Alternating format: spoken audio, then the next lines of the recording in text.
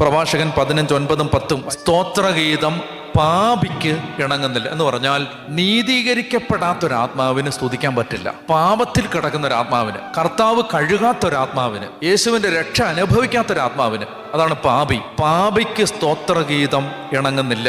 അവൻ കർത്താവിൽ നിന്ന് പ്രചോദനം ഉൾക്കൊള്ളുന്നില്ല. ജ്ഞാനത്തിന്റെ ബഹിർസ്ഫുരണമാണ് സ്തോത്രം എന്ന് പറഞ്ഞാൽ എന്താ? ചില അറിവിലാണ് നമ്മൾ ദൈവത്തിന് നന്ദി പറയുന്നത്. എന്താ ആ അറിവ്? ഒന്ന്, കർത്താവ് തന്ന സന്തോഷം. കർത്താവാണ് എന്നെ രക്ഷിച്ചത്, യേശുവാണ് എന്നെ ജീവിപ്പിച്ചത്, കർത്താവാണ് എനിക്ക് പകരം മരിച്ചത്, എനിക്ക് വേണ്ടി കുരിശിൽ മരിച്ചത് എൻ്റെ യേശുവാണ്, ദൈവം തൻ്റെ പുത്രനെ എനിക്ക് പകരം അയച്ചു, കർത്താവാണ് എന്നെ ജീവിപ്പിച്ചത്, എനിക്ക് കിട്ടിയ എല്ലാ അനുഗ്രഹങ്ങളും ദൈവത്തിൻ്റെ ദാനമാണ്.